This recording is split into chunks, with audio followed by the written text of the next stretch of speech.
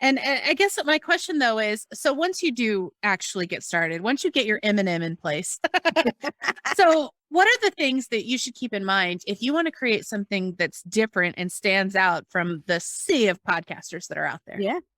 It's a great question, Ashley, because people I don't know what to talk about. Like, what would possibly be it? What could I possibly talk about that people would find interesting? Exactly what you said about what was stopping you. That is one of the main objections people have when they start a podcast. It's like, what do I talk about? The technology, how am I going to make money off this thing? Is this going to be a worthwhile investment of my time? All these sorts of things kind of pop up. And I think once you have those ideas, you get your M&M, your mindset, your microphone. The other thing to think about is, okay, who am I creating this podcast for? Now, there's all sorts of things or exercises you can go through. What I find to be helpful is to be specific about your listener. And I say specificity. Some people go start broad, start whenever.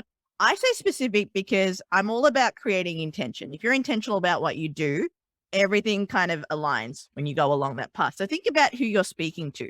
So I think about the Ginni Show as I'm rebranding it because I've evolved as a person and the show has evolved itself too. The Ginni Show is a podcast for dreamers who are curious spirits and they grow through travel and adventure. So there's a mindset component to it. There's a travel component to it. There's an adventure component to it. So it started off with me saying, I'm going to do a podcast about travel, adventure, and mindset. Who would listen to that? So the audience who would listen to travel, adventure, and mindset are dreamers who are curious spirits who grow and evolve through travel and adventure.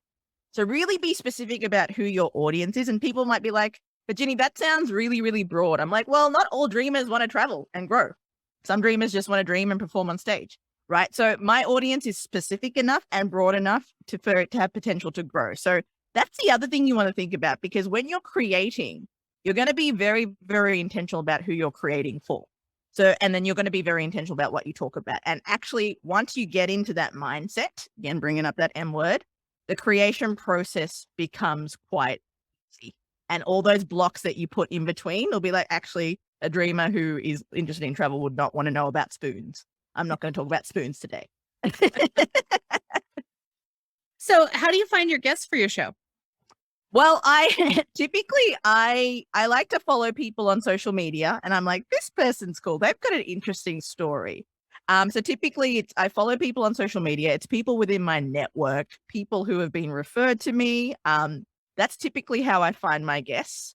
And I've been lucky. I've been doing this for a minute now. So, they're like, all right, Ginni's a legitimate person. She does have a podcast. She's not this crazy Australian sitting in her office in New York, just yelling at people. Although that can be a reality sometimes.